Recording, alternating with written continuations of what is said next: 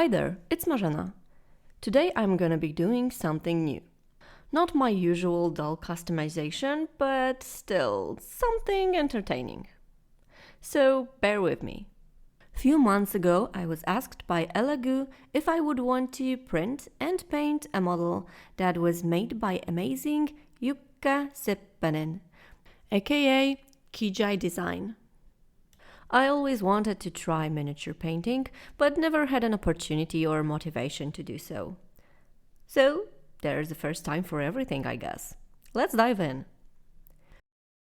If you don't know what Elegoo is, it is one of the most popular producer of materials and equipment for 3D printing. I personally know them best for resin printers, but they also make a filament ones. Anyway, Elegoo sent me this lovely package to equip me for the printing process. A cute Mars 2 Pro for printing, Mercury Plus for washing and curing, and 2 bottles of beige resin for our model. Speaking of models, this amazingly detailed girl is what we are gonna be dealing with today. She was designed by Jukka, whom you can find, for example, on Instagram, here on YouTube, or on myminifactory.com if you're interested in printing some of his models on your own printer. As you can see, the girl that was sent to me by Elegoo already has all of the necessary supports. I also got the file that was already sliced, which means ready for printing.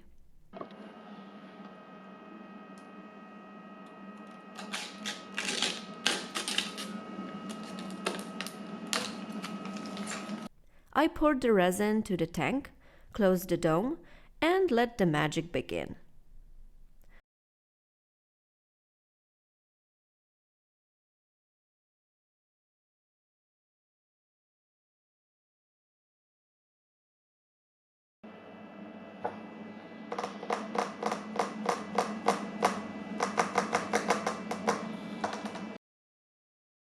Okay, I freaked out a little, but quick internet search told me that it's a common problem and there's an easy fix. I just needed to upgrade my printer's firmware because apparently it was not compatible with the latest software version.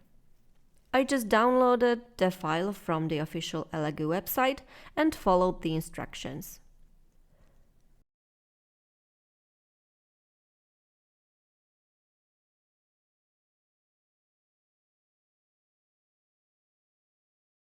The printing process was gonna take over 8 hours, so I just went to sleep and woke up to this lovely view.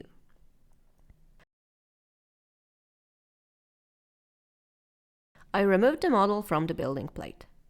I must say that I like my old spatula better. The new one that came with the printer is a little bit too flimsy for my taste. When the model was free, I put it in the Mercury Plus container with IPA alcohol.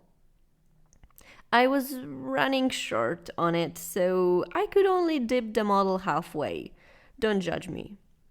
I set the machine for 7 minutes, and after that I flipped the model and washed the other side. After washing, I let the alcohol evaporate from the model, and it was ready for curing. I switched the tank for the rotating table and set the machine once again to 7 minutes, but this time on the curing mode.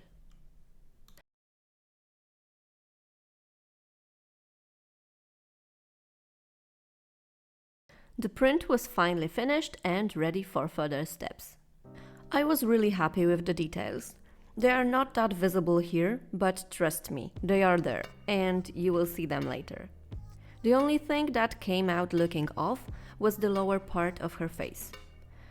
Again, not really visible here, but it was like a ring coming from the corners of her mouth and surrounding her chin. I even printed the second one from the file I sliced myself, and no change, the same defect. But my plan was to paint not one, but 2 girls, so I also made a mirrored copy.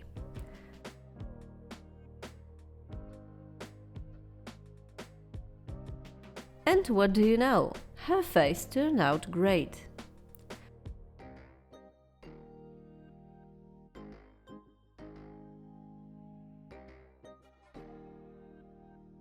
With the clippers that came with the printer, I removed all the supports and a part of the butterfly wings that I thought were supports. Sorry. I wanted both girls to be attached to one stand, so I decided to remove the original ones. I started with my cutting disc, but it lost the fight. So I used a regular milling cutters and the metal cutting disc. One girl lost her leg during the process, but well, we found it, so an easy fix. Since I was already drilling holes and destroying those precious models, I roughed the dress on one of them because I wanted to create a pretty girl and the dark girl. And it was finally time to fix this weird ring around the chin of the second girl. I even bought a special sandpaper for that.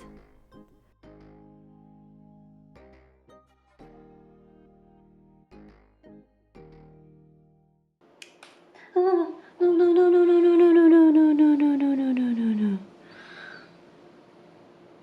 Już nie palcie użył, co?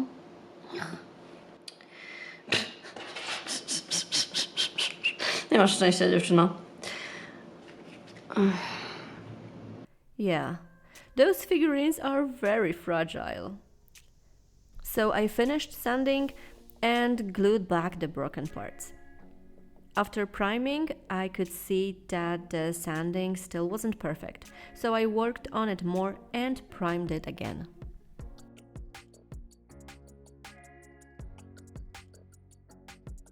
Okay, so gray primer really brings out the details. I mean, just look at them.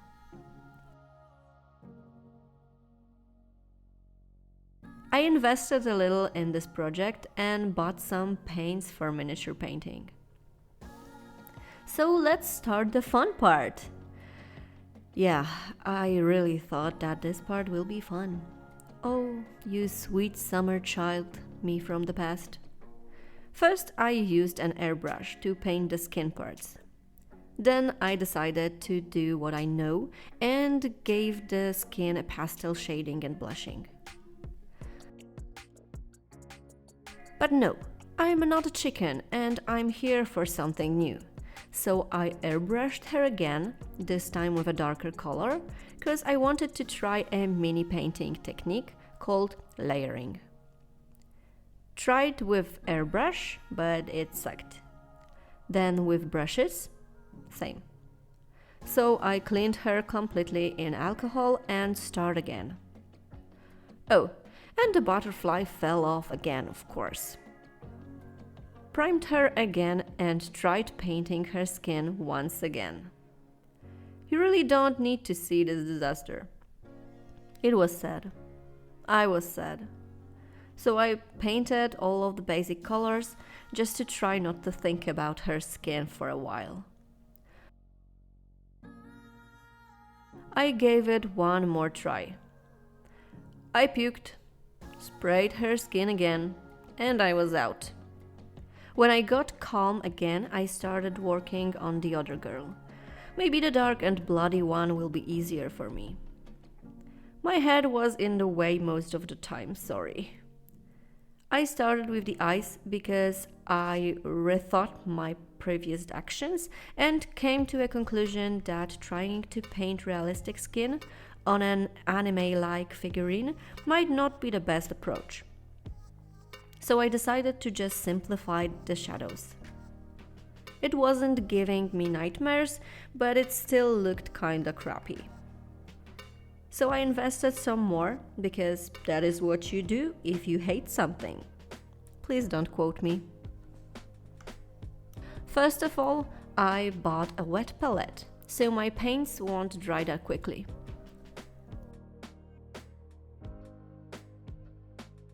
Some more paints, some mediums and brushes, and even more paints. For the realistic skin, you know, because I want to be a pro when I grow up. It was still messy and tricky, but somehow it started to at least feel fun. Painting the hair was the hardest part. I would suggest making it detachable maybe in the future.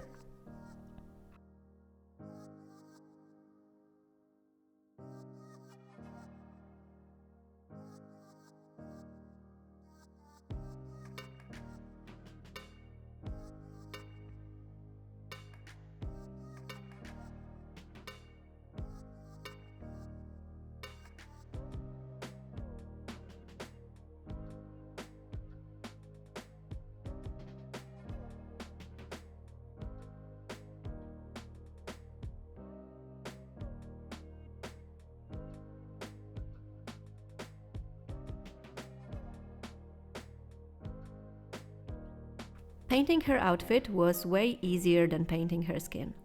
Mostly base color, dry brushing, and a simple shading. And of course, she needed some blood. What can I say? It's me.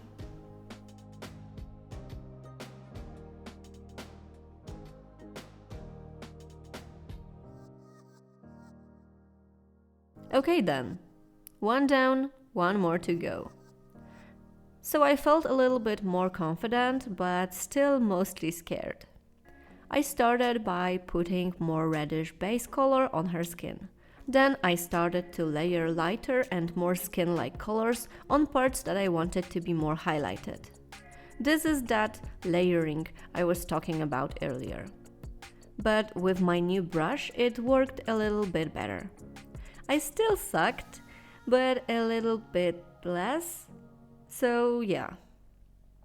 Watering down your brighter paint and slightly covering the darker parts with it helps a lot with blending. This is called glazing, I think. I just want to sound smart, but I'm still a noob. Okay, so she turned out, well, far from satisfying, but also not totally bad, I guess. Now I had to glue back the parts that I broke during painting. Yeah, the freaking butterfly tried to fly away again with her fingers. Apparently, butterflies didn't like this project. So, I added some shimmer to the bright colored girl, let's call her that, and I fixed the broken parts with UV resin. Cause I could cure it in a second instead of sitting there like an idiot for a few long minutes waiting for super glue to cure. I thought that they are finally finished, but I noticed that the bright girl is looking in the wrong direction. Your irises are sculpted on. How did I even do that? Anyway, I fixed it and finally called this part finished.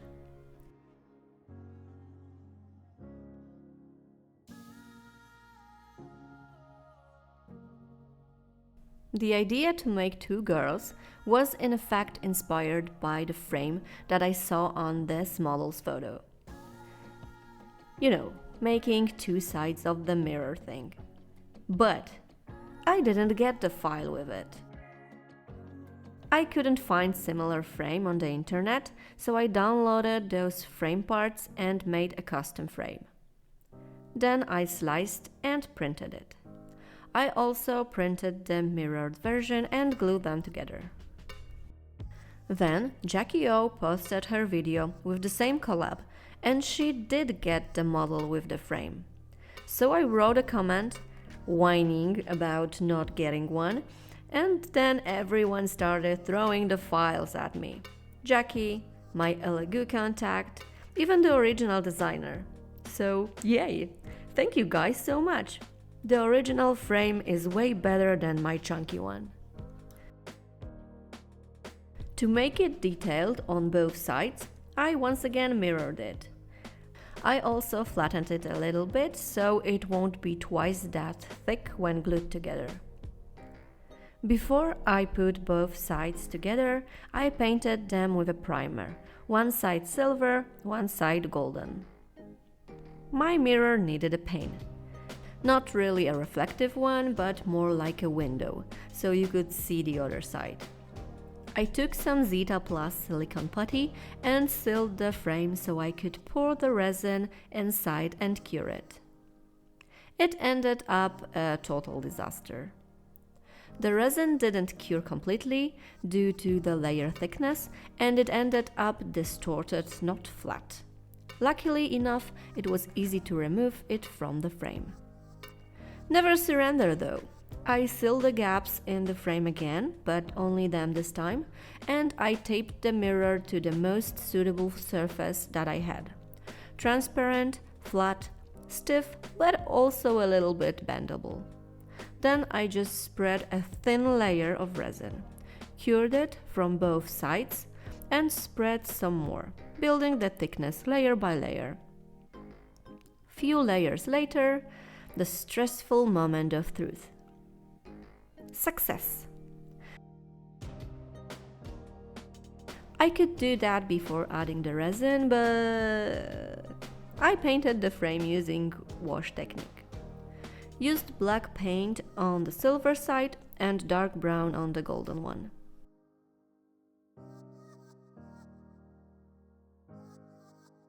Then I glued the parts together and fixed the paint job under a layer of Liquitex gloss varnish.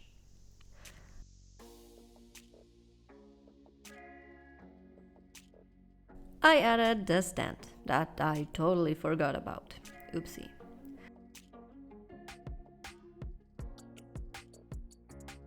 Now for the part I was very excited about. I bought this liquid frost and I really wanted to use it on the mirror. So I did and went to sleep.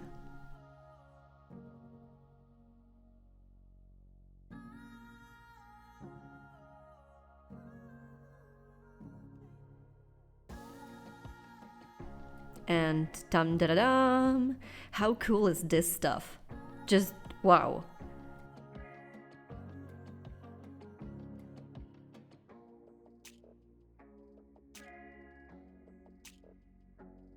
I cut the stand base from a piece of IKEA cardboard. The other layer I cut from EVA foam.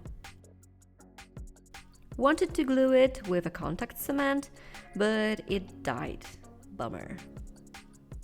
So I used some bug binding glue and it worked, but I would really prefer a contact cement.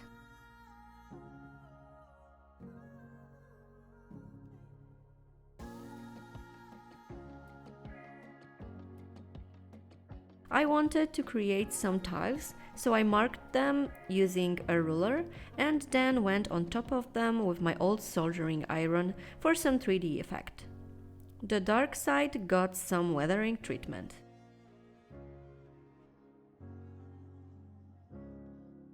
After that, I primed it with watered down wood glue, sprayed with grey primer paint, and washed with black acrylics.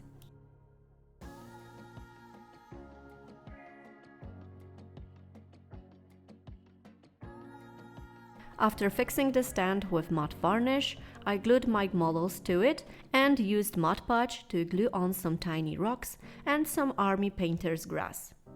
Fresh green for the bright side and more brown and dead-like for the dark side. Just to fancy it up a little.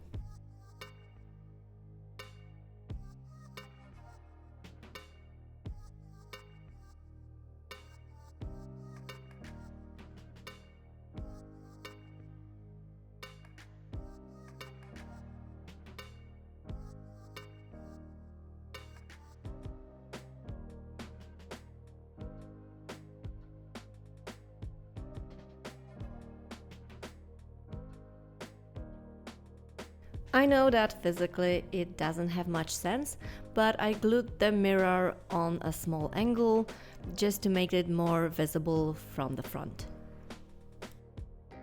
And because I am now obsessed with this effect, I also added some liquid frost.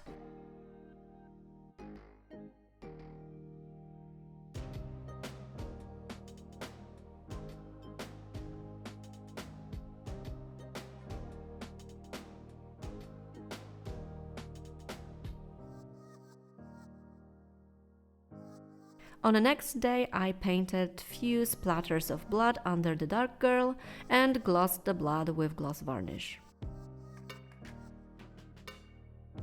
And with this, the weird project was done. I won't be even asking you what do you think this time. This was my first attempt to paint a resin figurine, and it wasn't easy at all. Trust me, doll repaints and painting minis, two completely different things. So the end result is far, far from perfect, even far from good. But at the same time, it's not tragic either. At least I learned many new techniques that now I can practice on my free time. Was this project fun? Not all the time. It was frustrating at some points, but there were also a lot of cool things in it. The printing equipment is great, thank you Elegoo. The model design is amazing, thank you Jukka. The miniature dedicated paints and terrain stuff can be very useful with my dolls and their stands. And don't even get me started on the liquid frost. Can't wait to create some frost fairy with this effect. Anyway, I hope you enjoyed this video and maybe even learned some new stuff. I know I learned a lot. If you have some thoughts, please share them in a comment section. Leave a like and subscribe to my channel with a bell, cause I will be back with a new doll project very soon. Once again, thanks Elegoo for motivating me to try new things with this collaboration. Thank you guys for watching and see you soon!